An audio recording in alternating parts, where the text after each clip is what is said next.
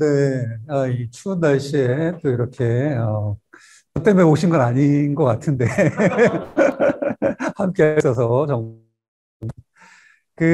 이제 제가 어떤 사건으로 유명해졌죠? 여러분. 그 땅콩이 그쵸. 이거 잘 알고 계시네요, 역시. 마카다미아 너츠입니다. 예.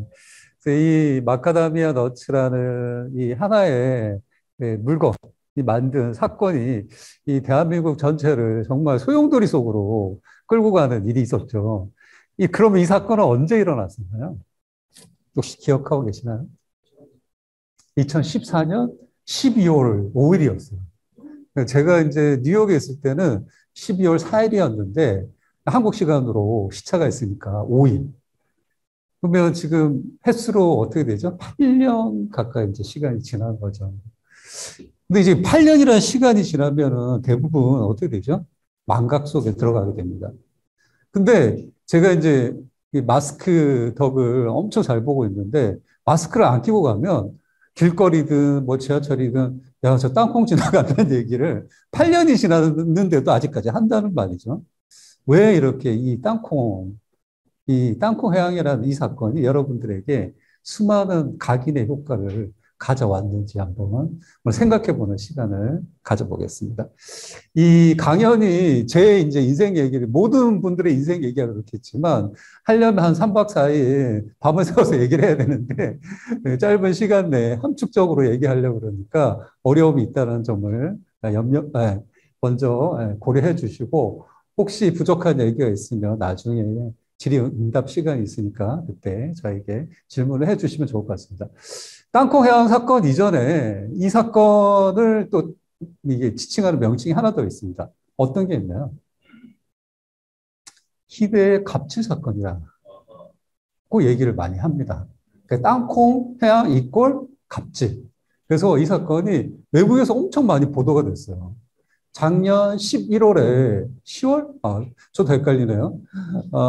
일본의 TBS라는 방송국이 있습니다. 연락이 온 거예요.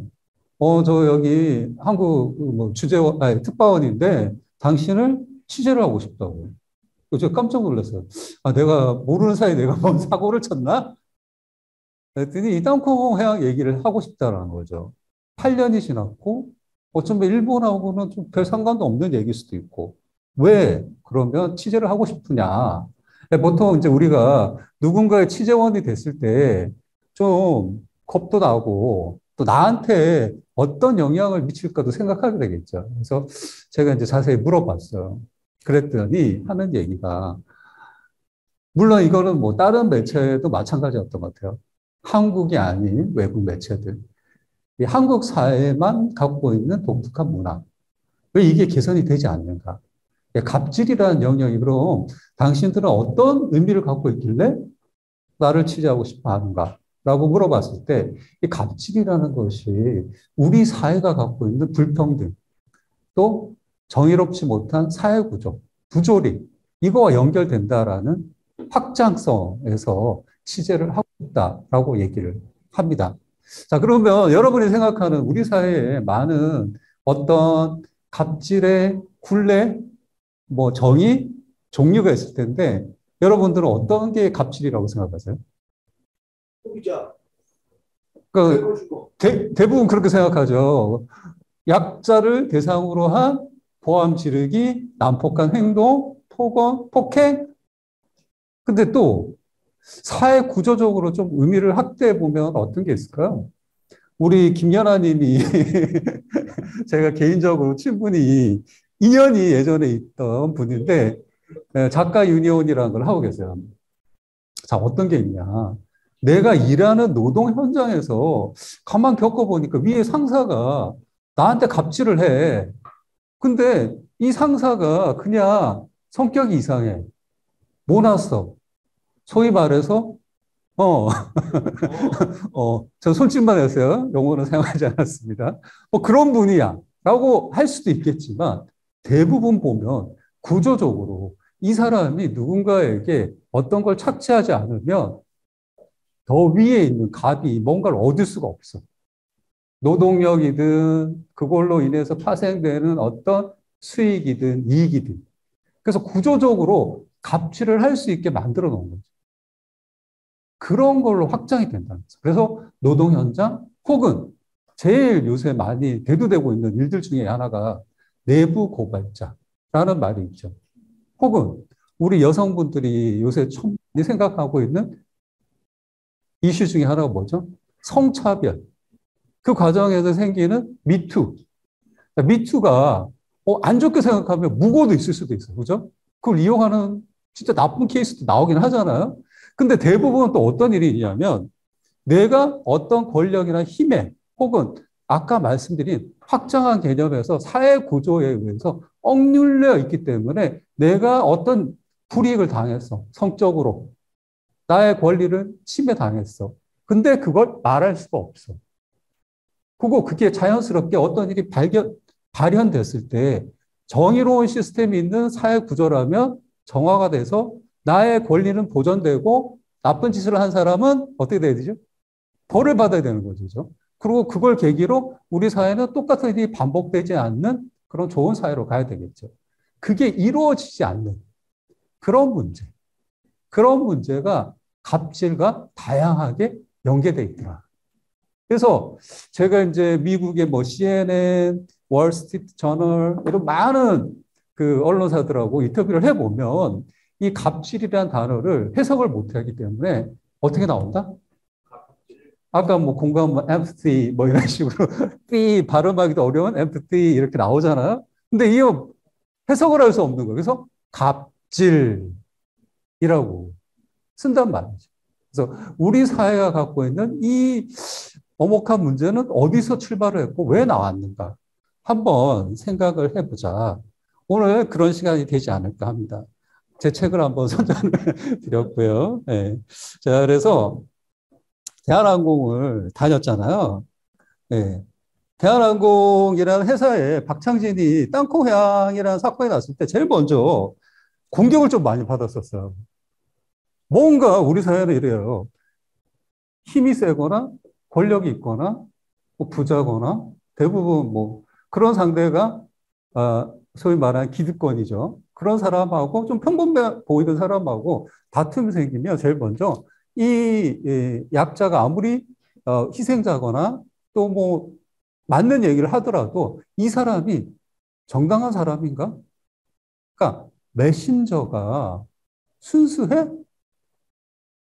라는 의문을 제기하기 시작합니다. 그거는 대부분의 경우에 어떤 목적을 가지고 행하게 되는 행동인데 어떤 목적을 가지고 행하게 될까? 메시지를 나에게 유리하게 만들기 위해서 메신저가 잘못됐다. 이 메신저가 알고 봤더니 예전에 주치 난동자였어. 그래서 오늘 당한 어떤 폭행은 과거 이력으로 볼 때 당할 만해. 라는 분위기를 형성하는 거죠. 그래서 저도 이제 이 사건을 딱 겪고 나니까 정말 탈탈탈탈 털렸어요. 뭐 초등학교 때 있었던 얘기도 막 블로그, 나는 또 우리나라에 그 수많은 블로그가 있다라는 것도 깜짝 놀랐어요. 근데 대부분이 보면 지금 또 없어요.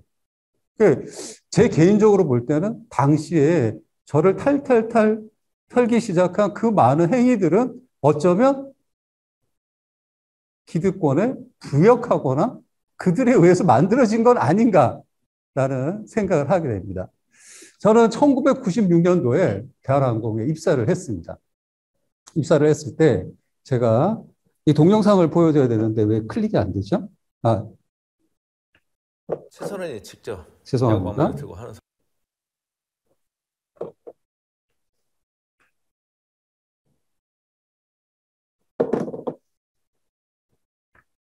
네. 제 자랑을 잠깐 하자면 제가 이제 96년도에 대학 4년 때 대한항공에 입사를 하게 됩니다. 그 이전 지금부터 한 대 100만 원씩. 네. 제가 이제 입사했을 때 투자대가 뭐 네. 입사했을 때만 해도 항상 우리 이제 뭐 여기 20대 청년분이 계시지만 최악의 경제난, 최악의 취업난 항상 시대는 똑같은 것 같아요. 언제 좋아지는지 모르겠어요. 네, 그런 과정에서 열심히 공부를 해서 네 군데 이제 합격을 해요. 그래서 고민을 많이 했어요. 은행도 잠깐 인턴으로 다녀보고 호텔도 다녀보고 했는데 좀 안 맞는 것 같더라고요. 근데 그 우연치 않게 대한항공에서는 여름 방학 때 예전에는 해외여행이 많지 않다 보니까 제주, 부산으로 휴가를 엄청 많이 갔어요. 그래서 그 기간 동안에 인턴을 고용해서 잠깐 활용을 하는 그런 제도가 있었습니다. 그래서 한 달 반 정도 이렇게 비행을 해보니까 적성에 맞는 것 같아요. 내가 나름대로 말도 잘하는 것 같고, 부침성도 제 개인적으로는 좋은 것 같아요. 평가도 또 좋게 받는 것 같고. 그래서 이게 어쩌면 좀 길이겠다 싶어서 대한항공에 입사를 하게 됩니다. 제가 이 얘기를 왜 드리냐면, 아까 말씀드린 것처럼 제가 이 사건이 나고 나니까 저를 탈탈탈 터는데 그중에 제 개인적으로는 제일 억울했던 말이 뭐였냐면, 야, 그 기업에서 또 밥벌이 시켜주면 고마워해야지 어디다가 대고 고개를 쳐들어 라는 얘기를 언론뿐만이 아니라 일반 대중들이 엄청나게 많이 했어요. 지나가다가 욕도 실제로 많이 들었고 길거리에서 얻어맞게 됐어요.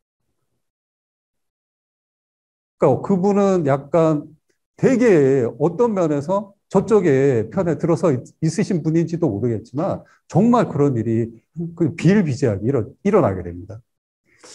제 개인적으로 볼 때 제 인생은 되게 중요하죠. 근데 제가 이룬 대한항공의 사무장이라는 자리는 누군가가 그냥 시혜를 베풀어서 가지게 된 자리인가요? 여러분? 여러분 인생이 다 그렇듯이 나의 피나는 노력에 의해서 만들어진 자리죠. 그건 시혜가 절대 아니죠. 그죠? 근데 이게 강한 권력을 쥐고 있는 사람하고 다툼을 하니까 우리 사회가 보니까 큰 권력에 대해서는 무조건적인 관대함이 있는데 약자한테는 정말 엄격한 기준을 들이대더라는 거죠. 네. 그래서 제 인생에 대한 얘기를 잠깐 했고, 그래서 이제 그 대한항공에 입사해서 보니까 대한항공이 그때 1996년도니까 그때는 항공사가 두 개밖에 없었어요.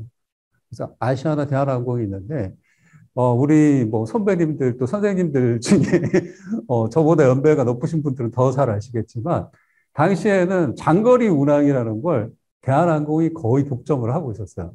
아시아나는 못 가는 데도 많고, 그래서 단편적으로 대통령 전용기로 대표되는 국가가 어떤 행사를 하거나 귀빈을 모시는 일에 있어서 대한항공이 거의 독점적으로 그 일을 맡게 됩니다. 그래서 대한항공 내에서 그럼 이 일을 맡게 될 사람들은 우리 회사를 좀 대표하고 홍보하는 효과도 있고 나중에 이게 뭔가가 문제가 되면 우리 회사의 불이익이 올 수 있으니까 특별한 사람들을 좀 모아서 교육을 시키자. 그래서 그게 언론에 여러분들이 이제 제가 처음 나왔을 때 그런 주장을 했다라고 해서 공격을 많이 받았는데, VIP 담당 승무원이라는 제도를 운영하게 됩니다. 그래서 그 승무원들은 전용기 같은 것도 타게도 되고, 또 특히 이제 대한항공 내부에 있는 고객들, 그 최상위의 고객이라고 할 수 있는 재벌 일가들을 모시는 일을 하거나, 혹은 여러분들이 그 광고나 이번에 이제 월드컵 2022년 월드컵 보면 2023년 월드컵 보면은 그 카타르에서 진행될 때 카타르 항공 승무원들이 같이 나와서 계속 홍보를 하죠. 그 카타르 항공이 그 물론 국영 기업이긴 하지만 그래서 대한항공도 또 아시아나도 마찬가지일 것이고 지금 이제 많은 다른 항공사도 마찬가지지만 외부 활동들을 많이 하게 됩니다. 그래서 뭐 비빔밥 광고를 한다든지 저 같은 경우에는 뭐 LA나 뉴욕 가면 한인의 날이라는 게 있어요. 요새는 이제 K-팝 스타들이 많이 유명해져서 그런 분들이 많이 초대되는데 예전에는 뭐 태권도 보여주고 이제 전통 무용하고 또 항공사에서 꽃마차를 타고 가면서 홍보를 합니다. 이럴 때 이제 이런 행사에 참여하는 그런 활동을 하게 됩니다. 자, 그래서 저는 이제 제가 정말 노력해서 그 자리에 갔던 거죠. 그래서 그 땅콩양이라는 사건이 일어났을 때 왜 박창진이 뭐 저렇게 얘기를 하지라는 얘기를 많이 했는데 저는 그 비행기를 원래 타는 게 아니었어요. 저는 제 스케줄이 있었어요. 그래서 저는 이제 2010년도에 그 VIP를 이게 전용기나 VIP 탑승을 하는 비행기에 더 이상 타지 못하겠다. 회사에 이제 통보를 했어요. 뭐 대단해서 통보를 한 게 아니라 뭐 제가 땅콩 회항이 났을 때 나이가 45이었거든요. 그러니까 나이도 좀 이제 많이 들었고 새로운 후배들도 있고 또 회사도 분위기도 바꿔야 되고 그래서 계속 제가 하는 건 좋지 않을 것 같다라고 해서 이제 거절을 하게 돼요. 그래서 한동안 안 했는데 2014년도에 왜 하게 됐을까? 너무 이제 이 일이 내부에서 갑질이 너무 내부 고객들의 갑질이 너무 심해지니까 여러 사람들을 운영을 하는 거예요. 그러니까 1번부터 뭐 만약 100번까지 랭킹이 있다. 그 얘도 써보고 저도 매번 깨지는 거예요. 난리가 나는 거예요. 그래서 이제 뭐 위쪽에서 아마 생각한 것 같아요. 구간이 명간이라고 예전에 박창진 애가 있었는데 걔가 할 때는 말이 없었어.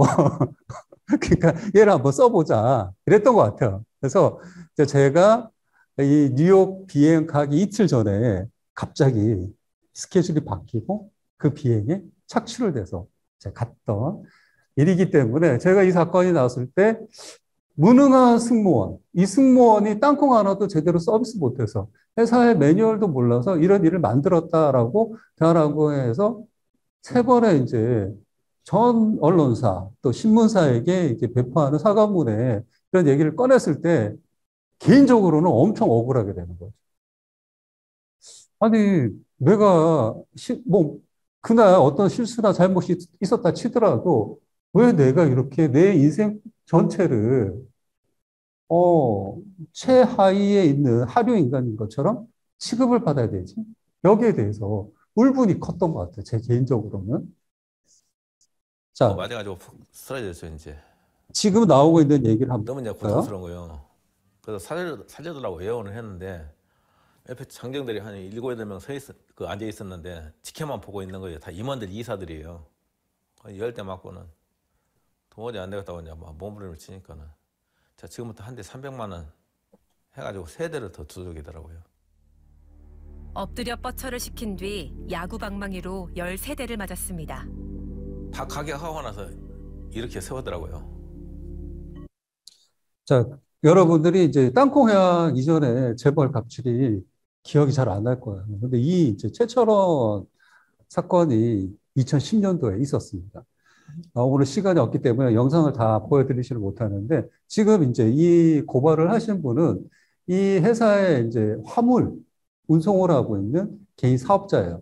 요 근래에 화물 노동자 관련된 파업 사태 때 여러분이 많이 봤겠지만 화물을 나르는 그 큰 화물차 있죠.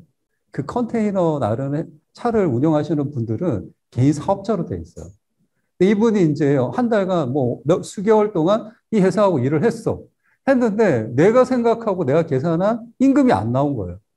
그래서 이제 그거를 시위를 한 거예요, 앞에서. 그랬는데 이 사장님이 불러서 돈 줄게. 대신 네가 맞은 만큼 주겠다. 라고 하고 그런 이제 폭행을 저지르게 되는 거죠. 이분이 이런 얘기를 해요. 이 인터뷰 중간에 그러면 왜 폭행도 당하고 했는데 우리 사회는 뭐 선진국 수준에 와 있고 사회에 경찰도 있고 검찰도 있고 언론도 있고 왜 얘기 안 했냐? 왜 그걸 통해서 구제를 안 받았냐? 딱 이렇게 얘기를 해요. 이분이 뭐라고 그랬을까요? 수많은 방송사도 찾아가고 수많은 변호사도 찾아가고 경찰도 찾아갔는데 아무도 내 사건에 관심을 안 가졌다. 다뤄주질 않았다. 아까 제가 전자에 뭐라 그랬죠? 우리 사회가 공정하지 못하다고 생각하게 되는 가장 큰 이유 중에 하나가 약자와 강자가 대립했을 때 강자를 위한 너그러움은 너무나 많은데 편의는 너무나 많은데 약자를 위한 선한 작용은 작동을 잘 하지 않더라. 그게 좋은 사회냐라고 화두를 던졌죠. 이분이 똑같은 일을 당한 거예요. 그래서 이분이 이렇게 얘기를 해요. 나중에 이분의 사건이 이렇게 됩니다. 한 명의 기자분이 이 사건에 관심을 가지게 돼요. 그래서 MBC에서 집중 보도를 하게 됩니다. 그래서 이 사건이 이제 일파만파 커지면서 검찰에서 조사가 들어가고 그래서 어떻게 돼서 이제 검찰에 이 가해를 한 회사의 사장이 출두를 하게 됩니다. 근데 이 출두하는 모습이 너무 가관이에요. 어떻게 출두를 했을까요? 보통 우리가 여러분이 검찰이나 경찰에 불려가면 여러분 어떻게 하죠? 얼굴도 가리고 미안함도 있고 이것도 피하고 싶기도 하고 두렵기도 하고 이렇잖아요. 웃으면서 하하하 웃으면서 출두를 해요. 그때 이런 여론이 형성이 됩니다. 왜 그러면 저 재벌 일가들은 저렇게 웃으면서 당당하게 검찰에 들어가지? 왜일까요? 우리나라에 이런 이제 법칙이 있어요. 재벌과 기득권, 뭐, 사회적 강자들에게 주어지는 검찰의 구형은 징역 2년에 집행유예 5년이다. 2.5 법칙이라고 해서 당연히 나는 가봤자 좋은 변호사 쓰고 정관예우 받으니까 절대 징역을 살 일이 없다라고 생각하니까 이분이 당당한 거예요. 그러면 또 제 사건으로 돌아와서 한번 볼게요. 제 사건이 일어났을 때 묘한 기사가 하나 나게 됩니다. 김명수 대법원장의 며느리가 일하는 한진 법무팀이 대법원장 공간에서 만찬을 가졌다는 의혹이 불거졌습니다. 땅콩회항 사건으로 기소된 조현아 전 대한항공 부사장이 집행유예 선고. 이 땅콩회항 사건이 엄청나게 이제 논란이 많이 됐는데 제 개인적으로 이 이제 두 가지 소송에 휘말리게 돼요.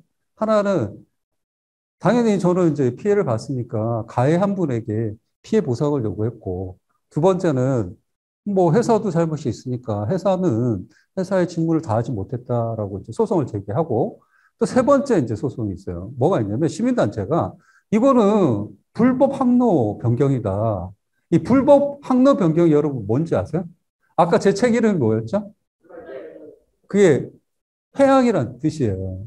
비행기를 누가 마음대로 여러분 딱 비행기 올라탔어. 근데 내가 오늘 보니까 하늘이 내가 원하는 색깔이 아니야. 비행기 돌려! 하면 비행기가 돌려야 되죠. 그럴 수가 없잖아요. 여러분이 잘 아는 9.11 테러 사건 이후에 항공안전보안법이라는 게 엄청 강화가 됩니다. 그러면서 항공기 내에서 여러분들이 지금 요새 비행기 타시면 물도 못 들고 타게 하고 뭐 엄청나게 까다로운 절차들이 많이 생겼잖아요. 그게 이제 이 사건을 계기로 생기게 됐는데 이 9.11 테러 이후에 항공과 관련된 보안법이 아주 강화되면서 이건 공공의 영역이다. 그러니까 하나의 어떤 잘못이 생기게 되면 비행기에 탑승한 전체 공공의 대중이 똑같은 해를 입기 때문에 엄격하게 다뤄야 된다 해서 강화된 법인데 그래서 이제 비행기를 돌렸다. 이거는 항공안전보안법에 위배된다. 테러랑 똑같은 짓을 한 거다. 라고 해서 이제 이걸 소송을 제기하게 됩니다. 그때 이런 이제 제가 변호사들로부터 얘기를 들어요. 아마 조현아 씨는 저걸로 절대 벌 안 받을 거예요. 그래서 저는 막연하게 뭐 좋은 변호사 쓰고 정관예우 있으니까 그러겠지. 라고 했더니 한 변호사분이 저한테 이렇게 얘기를 하시더라고요. 조현아 씨가 있는 대한항공, 한진 그룹에 모든 이제 그룹들의 변호사 들이 고용돼 있잖아요. 그 중에 한 분이 독특한 이력을 갖고 있더라고요. 뭐냐? 이 대법관의 며느리이신 거예요. 아드님이 판사고 또 며느리인 거예요. 근데 아니나 다를까 너무 웃겼던 게 이게 이제 무죄가 딱 됐어요. 이 대법원까지 갔는데 무죄로 판결해 줬어요. 그래서 우리나라에는 앞으로 여러분들이 비행기를 돌려도 대법원 판례가 있기 때문에 유죄가 될 가능성이 없어요. 비행기를 돌려보셔도 돼요. 오늘 마음에 안 들면. 자, 어쩌면 그런 판례를 만들었는데, 그래도 저는 이제 그 재판이 진행되는 3년, 4년 동안, 설마 우리 사회가 그렇게까지는 아니겠지 하고 생각했는데, 미루어 짐작할 수 있는 기사가 이렇게 나온 거죠. 이 기사에 따르면 이 대법관이 본인의 며느리와 아들을 본인 집에서 그러니까 본인 집이 아니라 관사.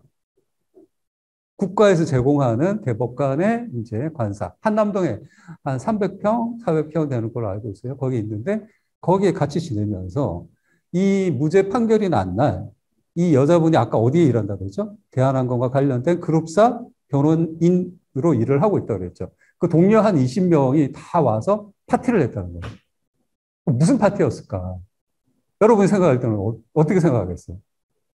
뭐 좋게 생각하면 대법관님이 참 국가의 여러 다양한 사람들을 위해서 다양한 자리를 만드는구나 하고 생각할 수 있겠지만 당사자인 제 입장에서는 아, 이거는 정말 기득권 편에 서 있는 카르텔인가? 라는 의문을 가질 수밖에 없는 그런 일들이 빈번하게 우리 사회에 일어나고 있습니다.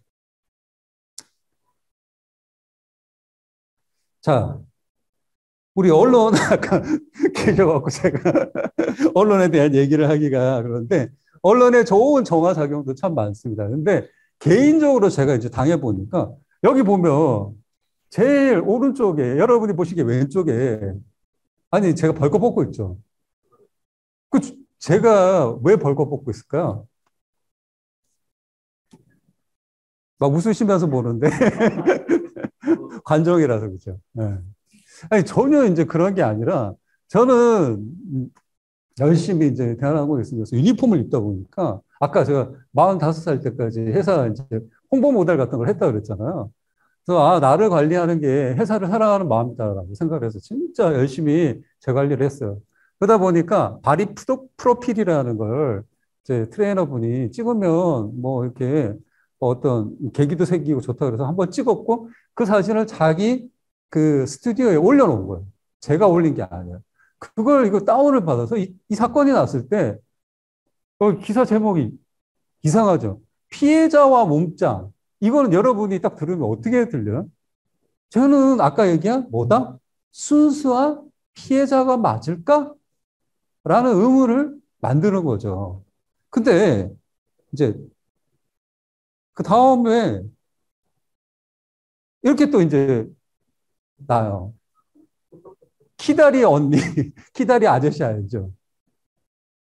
묘한 대비가 생기죠. 그러면 자 이분이 보육원을 얼마나 가셨는지 모르겠지만 제 일에 제가 열심히 사실 45이 될 때까지 25세 입사해서 20년 동안 회사 생활을 하면서 열심히 살아온 과정이 폄하될 일이고 잠깐 이분이 어떤 목적인지 모르겠지만 이걸 간 일은 칭송받을 일이라는 대비점을 만들어내는 거죠. 그래서 우리가 이제 알고 있는 우리 사회 시스템이 왜 공정하지 못한가 제 개인적으로 생각할 수밖에 없게 됩니다. 자, 이런 일이 있을 때 대부분의 우리 개인들은 어떤 생각을 제일 먼저 할까요? 마땅히 나는 여기에 불의를 떨치고 나가서 저항을 해야 돼. 하시죠, 여러분? 아주 전혀 그렇지 않습니다. 절망하게 됩니다. 그래서 많은 분들이 지금 와서는 어떤 분들은 저를 좋게 생각하시는 분들은 참 용감한 행동을 했다라고 하시는 분도 있고 안 좋게 생각하시는 분들은 여전히 어떻게 생각하냐면 아, 지목적에 의해서 잘난 척하고 왜 대들고 왜 까불어? 왜 깝쳐? 이런 식의 이제 생각을 하게 되죠. 근데 제 개인적으로는 정말 큰 절망에 시달렸어요. 그래서 어떤 과정까지 가게 되냐면 결국에 정말 이 사회는 나를 보존해 줄 수 없기 때문에 나는 이 세상을 떠나는 게 맞다. 너무 억울하다. 비참하다. 여러분이 여러분의 삶이 부정당했을 때 어떤 기분이 들지 한번 생각해 보시면 그 제가 극단적인 선택이라는 걸 생각했던 그 마음을 아마 조금 이해하실 수 있지 않을까라고 생각합니다. 이 과정을 겪게 되는데 이 과정 속에서 제가 한 가지 깨달음을 얻게 됩니다. 자, 수많은 잘못들이 있는데 이 잘못은 내가 만든 거야? 라고 처음에 생각을 해봤을 때는 아무리 생각해도 저는 제가 만든 일이 아닌 거예요. 그 비행기를 제가 타고 싶어서 탄 게 아니에요. 회사가 원했어요. 제발 너가 가서 좀 이 사람들의 수위를 좀 낮춰달라. 그래서 저는 정말 회사를 위해서 내 모든 걸 제쳐두고 그 일에 참여를 했어요. 또 여러분이 보시기에 영웅적인 삶을 산 건 아니지만 평범한 시민으로서 저는 열심히 살았어요. 열심히 대학까지 갔고 군대 저희 때는 아마 28개월이었던 것 같은데 군대 갔다 오고 그 사회와 국가가 규정한 의무와 책임을 다했어요. 근데 왜 내 권리는 내가 약자라는 것만으로 보전을 못 받지? 라는 생각을 절망의 끝에서 하게 됩니다. 그래서 이 순간에 내가 여기서 어떤 극단적 선택이나 주급을 생각하기보다 그러면 나라도 아닌 것은 아니다. 노라고 얘기를 해보자. 라고 결심을 하게 됩니다. 그래서 노라고 외치고 나타났죠. 그 처음이 좋았을까요? 안 좋았을까요? 네. 수많은 후회로 점철되는 시작이 바로 그 노라고 외치는 첫 마디였습니다. 자, 아까 우리 사회에 시스템이 좋으면 우리 사회가 저처럼 불의에 나의 모든 것을 내걸고 내 얼굴을 드러내놓고 TV에 나가고 나는 이게 잘못됐다고 생각합니다 라고 외치지 않아도 작동돼야 되겠죠. 우리나라에 법이 있고 헌법도 있고 국회의원도 있고 좋은 검찰 시스템도 있고 다 있는데 왜 작동을 안 하는가 생각을 해보면 사회적인 제도에 미비점이 참 많더라. 일례가 이런 거예요. 여러분이 아시는지는 모르겠지만 이 사건에 대해서 여러 가지 공방은 있을 수도 있어요. 단편적으로 제가 생각하는 기준의 얘기만 드릴게요. 뭐냐, 이분이 이제 현대 자동차에서 그 자동차의 결함을 발견한 거예요. 그래서 이제 내부 고발을 했더니 이분이 해고 위기로 가. 우리나라는 대부분 그 회사의 인사권을 아주 중요하게 생각하기 때문에 가능한 어떤 절차들이 있어요. 그렇게 해서 이제 진행이 되는 거죠. 그래서 이 사람이 또 억울하니까 우리나라에도 공익신고자법이 있어요. 했는데 해고도 복귀가 안 되고 복직이 안 되고 그다음에 이분이 본인이 당한 어떤 불이익에 비해서 너무 미미한 1억 정도의 이제 그나마 이 배상을 받긴 했는데 우리가 생각할 때 엄청 큰 것 같지만 50대가 다 된 가장이 내 인생 더 이상 일도 할 수 없고 다른 곳에 취직도 할 수 없고 내 인생은 다 망가졌는데 또 그 수많은 재판과 소송을 하는 과정 동안 들어간 비용도 있는데 1억으로 상응한 대가를 받았다라고 여러분 생각 드시나요? 표면적으로 저도 그래요. 저 대한항공하고 소송을 해서 6천만 원 받았거든요. 근데 제가 이제 조현아 씨하고 이제 소송을 해보니까 그분이 약 12억에서 16억을 대한항공에 자금을 들여서 변호인단을 구성을 한 그런 이렇게 검찰 조사 과정에 나오게 됩니다. 배임 혐의로 고발이 되기도 하는데 그분이 12억에서 16억을 썼으면 아까 제가 소송이 몇 개 걸려 있다고 그랬죠? 관심이 없으시네. 바로 세 개 이런 답이 안 나오시네. 또 세 개 있으니 저는 얼마나 들었겠어요. 여러분이 아마 소송해 보신 분들도 있으시겠지만 정말 쉽지 않아요. 그리고 공짜로 해주는 사람 없어요. 네. 자, 그랬을 때 이제 언론이나 이런 보도를 보면 자극적이죠. 1억, 6천만 원, 대단한 걸로 막 생각하는 거예요. 근데 내 삶을 잃었다라고 생각했을 때는 전혀 상응하는 보상이 될 수 없는 거고. 두 번째, 이런 의문도 되게 많이 제기해요. 조용히 있으면 되지. 왜 소송까지 왜? 그거는 아까 얘기한 성폭력 피해자도 마찬가지고 지금 요새 이태원 참사 이후에 그 부모님을 상대로 입 다물고 있지. 왜 저런 걸 해? 세월호 때도 그런 얘기를 참 많이 했죠. 왜 약자가 소송이라는 우리 사회에 정당하게 구성되어 있는 사회적 시스템인데 그걸 이용하는 게 왜 여러분들 중에 일부에게는 색안경을 끼고 보게 될까요? 돈이라는 걸 우리나라 분들은 되게 안 좋게 보는 거예요. 돈을 엄청 좋아해. 우리 모두 좋아하잖아. 근데 피해자가 돈, 소송 하면 돈이야. 그러면 저거 나쁜 거야 라는 이상한 여론이 형성되어 있습니다. 근데 여러분이 생각을 달리 해보자는 거죠. 매번 우리가 진정한 사과를 하는 걸 얘기하죠. 아까 화면에 제가 이제 PPT에 잠깐 나왔는데 제가 한 번도 정식 사과를 받아본 적이 없어요. 그분이 쪽지를 미안해요 하고 저희 집 문에다 끼워놓고 그냥 갔어. 그것도 철자도 틀려고 중간에 막 엑스포를 싣고 뭐 이런 것도 있고 막 그랬어요. 자, 여러분이 어떤 억울한 일을 당했어. 그 진정한 사과는 어떤 거죠? 여러 가지 이제 조건이 있을 수 있는데 첫 번째는 내가 그 사과를 받아들일 수 있는 준비가 돼 있어야 됩니다. 제가 우리 선생님을 가다가 쳤어. 너무 아프고 화가 나 있는데 내 길이 빨리 바쁘다고 해서 미안 이러고 갔다고 해서 이게 사건이 종결되거나 사과가 된 게 아니죠. 이분이 준비되어 있고 받아들일 수 있을 때 해야 되는 게 맞는 거고, 두 번째는 피해자가 원하는 방식이어야 됩니다. 아까 제가 받는 쪽지는 제가 원하는 방식이에요? 아니면 가해자가 용이하고 편리한 방식이에요? 그죠? 그건 안 되는 거죠. 자, 이런 것들이 제대로 이루어지지 않을 때, 그거 끊임없이 정말 진정한 사과를 나에게 해달라. 그러면 내가 용서하겠다라고 했는데, 그걸 안 하는 측의 이유는 또 뭘까요? 잘못을 인정 안 했을 수도 있지만, 두 번째는 자신의 이익을 생각하는 거죠. 이걸 이렇게 하면 뭐 어떤 사회적 지위의 문제도 있을 수 있고, 법적인 문제도 있을 수 있고, 나이가 손해가 오니까 안 하겠다는 거죠. 그러면 우리는 어떻게 해야 되죠?